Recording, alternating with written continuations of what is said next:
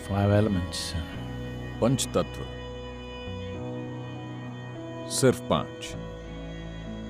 अगर उन्हें इतना सारा खेल खेलना है, केवल 1 या 2 रूप नहीं, इन्होंने अरबों खरबों रूप लिए हैं। अगर ये सब होना है, अगर ये दूसरे गुणों या संभावनाओं को ग्रहण नहीं करें, तो आप इन 5 से इतने सारे रूप नहीं रच सकते। ये स्वभाव से ही ग्रहणशील हैं। जिस हवा को आप सांस में लेते हैं, जो भोजन आप खाते हैं, जो पानी आप पीते हैं, हम बाकी दोनों को छोड़ रहे हैं क्योंकि आपके पास उनका ज्यादा अनुभव नहीं है। आज हम जानते हैं कि हम उन्हें प्रभावित कर सकते हैं, सिर्फ विचार, भावना, नियत या ऊर्जा से।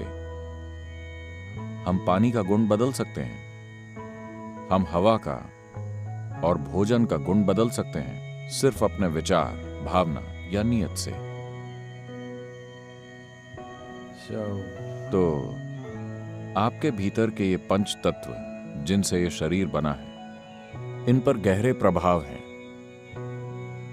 और जानकारी की एक खास परत, जिसे हम आमतौर पर कार्मिक पदार्थ कहते हैं, इकट्ठी हो जाती है।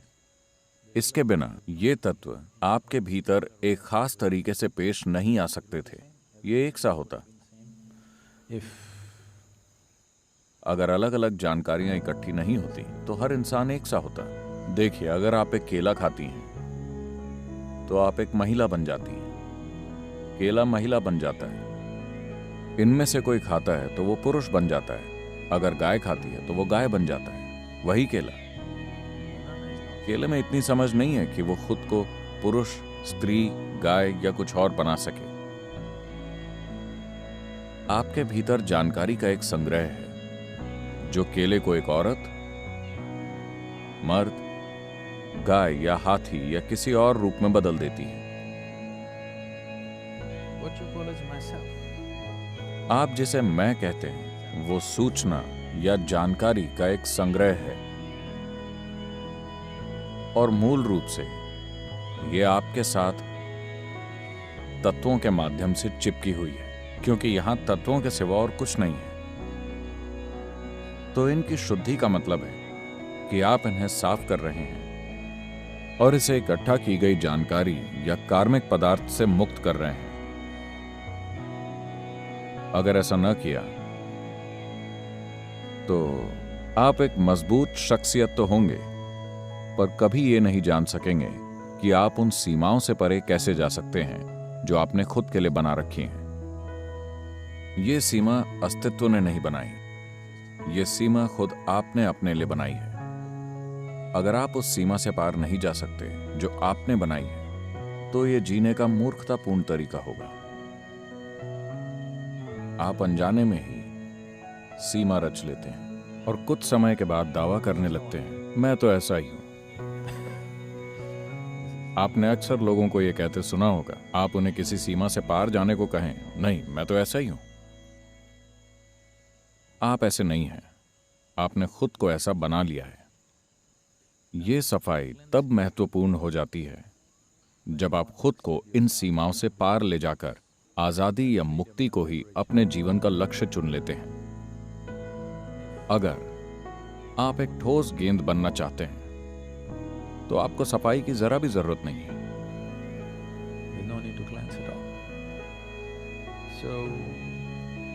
कार्मिक प्रक्रिया को ठोस में बदलने से आप कड़े बन जाएंगे।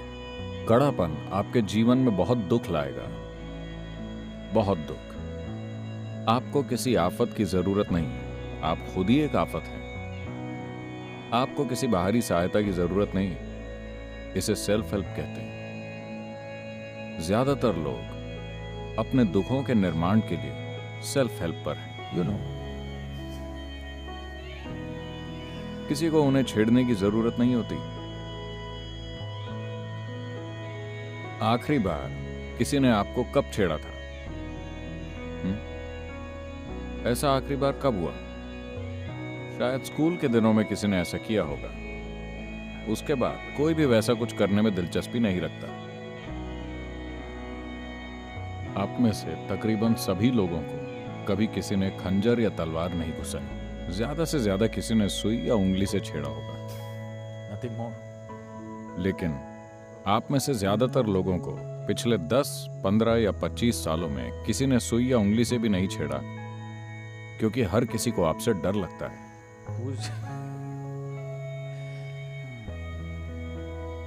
तो कितना आप जितने दुख से होकर गुजरते हैं, अगर आप उसकी मात्रा देखें, गुस्सा, डर, नफरत, जलन, आप जिससे भी होकर गुजरते हैं, जो भी कष्ट झेलते हैं, बाहरी चीजों की वजह से कितना दुख हो रहा है और आपने खुद कितना दुख पैदा किया है। अगर आप गौर करें तो पता चलेगा कि बाहरी चीजों की वजह से पैदा दुख नाम मात्र भी नहीं है।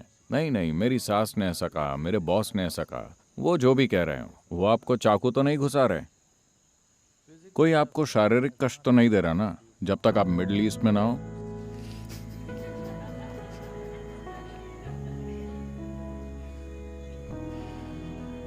ज्यादातर लोगों के साथ ऐसा कुछ हुआ ही नहीं, तो बाकी सब आपका खुद का ही बनाया हुआ है। ऐसा इसलिए क्योंकि ये छाप इतनी गहरी है that you behave in कि आप मजबूरन अपनी आदतों के अनुसार पेश आते हैं।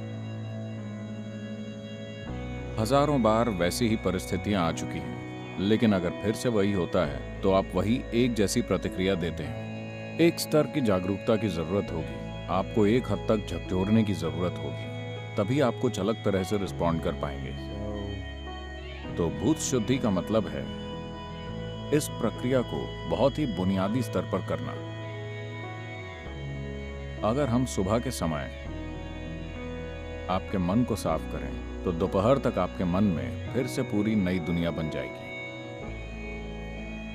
यह तरीका काम का नहीं है। यही वजह है कि यौगिक प्रणाली में आपके मानसिक ढांचे को कोई महत्व नहीं दिया जाता। आप क्या सोचते हैं, क्या महसूस करते हैं, वो इसकी परवाह नहीं करते, क्योंकि अगर हम आज इसे बदल भी देंगे तो आप कुछ समय बाद फिर से इसे बदलकर कुछ और बना देंगे।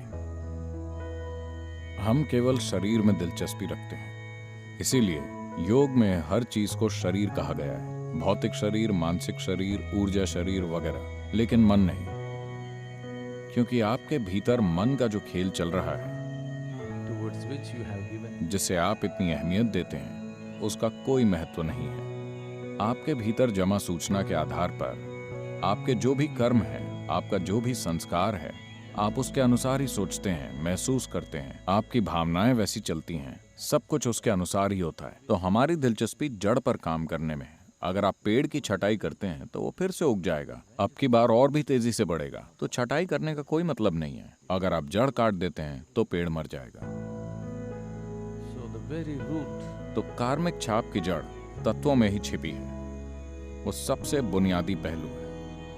दूसरे पहलुओं की तुलना में इसे कहीं ज्यादा सावधानी से करना होता है। तो अक्सर चूंकि अधिकतर लोग अपना पूर्ण रूपांतरण नहीं चाहते, वो बस थोड़ा सा बदलाव चाहते हैं, वो खुद को खोना नहीं चाहते। भूत शुद्धि मतलब आप खुद को खोना चाहते हैं, चाहे वो अच्छा, बुरा, सुंदर या बदसूरत जो भी है, आपको इससे फर्क नहीं पड़ता। आप वो सब खोना चाहते हैं जो आपने रचा है, ताकि ईश्वर का सृजन आपके भीतर खड़ा होकर चमक उठे। इसके लिए आपको थोड़ा काम करना होगा। आपको बुनियादी भूत शुद्धि सिखाई गई है। अगर आप भूत शुद्धि को गंभीर तौर पर करना चाहें तो आपका पूरा जीवन बस यही बन जाएगा। ये कोई ऐसी चीज नहीं होगी जिसे थोड़ा बहुत कर लें। तो अगर आप भूत शुद्धि का छोटा सा संस्करण भी करते हैं तो आप देखेंगे कि ये आपके जीवन में स्थायी बदलाव लाता है और वापस पुराने ढर्रे पर जाने की प्रवृत्ति नहीं रहती, जो कि महत्वपूर्ण है। वरना सब कुछ 3 दिन के लिए बदलता है और फिर पुराना ढर्रा वापस आ जाता है। कुछ समय बाद आपके साथ ऐसा नहीं होगा अगर आप अपनी साधना में भूत शुद्धि को भी शामिल कर लेते हैं। पंचभूत आराधना पंचभूत आराधना एक बिल्कुल अलग प्रक्रिया है। वो एक अनुष्ठान है। जो लोग साधना नहीं करना चाहते, बस ऐसे लोगों को थोड़ा लाभ पहुंचाने के लिए। अनुष्ठान की ये एक सुंदरता है। अनुष्ठान की यही सीमा भी है। कोई दूसरा आपके लिए अनुष्ठान कर सकता है। आपको कोई साधना करने की जरूरत नहीं है, बस बैठकर उसका लाभ लीजिए। पर यदि वो ऐसा नहीं करते तो आपको उसका लाभ नहीं मिल सकता। मान लेते हैं कि हम पंचभूत आराधना नहीं करते, तब आपको वो नहीं मिल सकता। So, तो अनुष्ठान में ऐसा ही होता है। इसकी सुंदरता यही है कि जो लोग इसके बारे में कुछ नहीं जानते, वो भी इसका लाभ पा सकते हैं। इसके साथ ही जो लोग इसे करते हैं, अगर वो इसे ठीक से नहीं करते तो आपको इसका लाभ नहीं मिलेगा। अगर वो अनुष्ठान करते ही नहीं तो वो फायदे आपको कभी नहीं मिलेंगे। लेकिन अगर आप खुद भूत शुद्धि का अभ्यास करते हैं और इसे बनाए रखते हैं, you will see as time तो समय के साथ आप देखेंगे कि इसके प्रभाव को नकारा नहीं जा सकता। और सबसे बड़ी बात, ये जो भी करे, भले ही अभ्यास छोटा सा ही क्यों ना हो, इसका प्रभाव कभी पलटता नहीं है। ये भूत शुद्धि का एक अहम पहलू है। अगर आप 6 महीने तक योगासन करते हैं